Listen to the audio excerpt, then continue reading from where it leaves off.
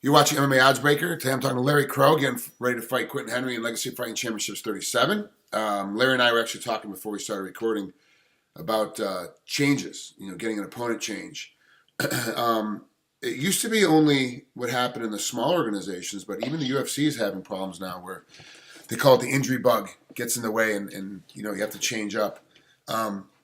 This fight with Quentin, was this the fight that was always supposed to be the fight? There was no changes for this one? Yeah, I got the call for this fight about 3 months ago, so it's never been no changes yet. So both camps seem to be going pretty good, no injuries. So I'm happy to say about that. Are you a fighter that trains for the next opponent, or are you a fighter that trains? I'm just going to worry about what I'm going to do, and then whatever he does, I'll figure it out when I get in the ring. Man, I used to think about trying to worry about everybody else, but lately I've been focused on just myself. If I cover all the bases that I need to cover, my ground, my stand up, then I think I can fight with anybody. And I've noticed with guys that train like you do, that are just ring about improving themselves, that if there's an opponent change, even if it's a last minute opponent change, they seem to do a lot better than guys like how I used to be. Was I'm training for that specific opponent I have next, and I was doing the things and trying to put stuff into my game that would help me improve just for that one guy. So if I had an opponent change, sometimes I kind of got screwed.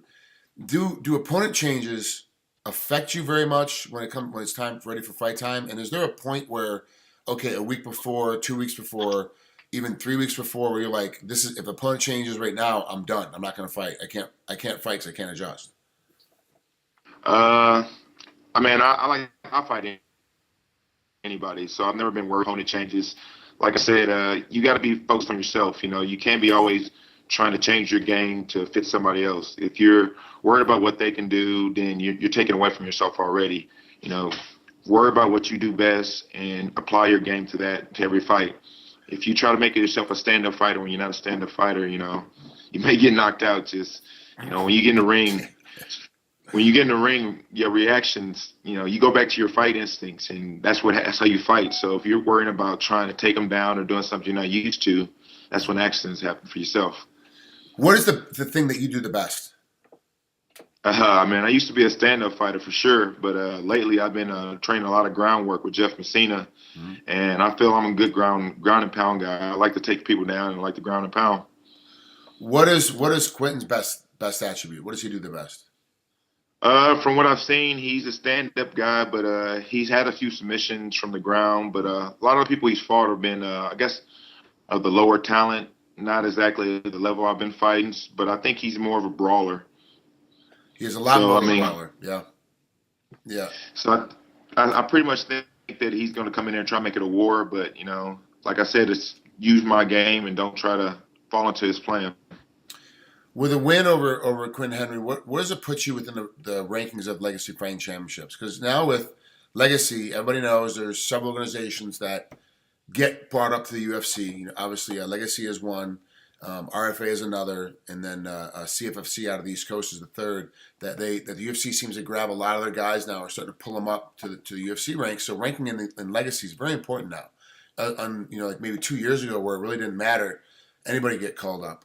Where do you think with the win over Quinn is going to put you in the ranking system of Legacy? Like, where does it put you in the hierarchy? Man, I really do think I earned another title shot with this fight. My last title shot was against Bubba. I think I was a little nervous and just I wasn't ready and for sure of myself of what I could do. So I really think it'd be another title shot. But, the goal is to be. I want to test my talents, but I love Legacy. That's been my family. I fought there. It's probably my 10th fight in Legacy, so yeah. I've always been with them. So they've always treated me well. Yeah, they're great. They're great down. I love that promotion. It's one of my favorite promotions. And you fought Bubba back in 2013. Bubba Bush back in 2013, July, and lost to TKO. Since then, you've only had two fights since July of 2013. You fought in November of 13, and then again in January of this year. And now you're getting ready to fight again in November. Is that a normal layoff for you? Do you like that kind of a break, or some other things happen where you couldn't get a fight? It was a little mixture of things. I tore I had a little injury in my ribs right after the fight. I tore some cartilage. But I was trying to get on the last Legacy card in Houston. But, it was a busy card. And like I said, there's a lot of up-and-coming fighters, and they're bringing in fighters from Brazil and across the world. So it's been, it's a challenge to get on there unless you're, you got to make a name for yourself. You got to put on a show what the fans want to see. So I appreciate everything they did for me, but I definitely didn't like the layoff. I want to be active. I'm not getting no younger. Right. And this sport takes it out of you even during training. Yeah, it sure does. It sure does. Well, Larry, thanks for spending some time with us here at MMA Oddsbreaker. I appreciate it. Have fun against Quinn. It's going to be a great fight. For those at home, they can watch it on Access TV coming on November 14th in Houston, Texas. Larry, thanks again. We'll talk to you later, bud. All right. Thanks, man.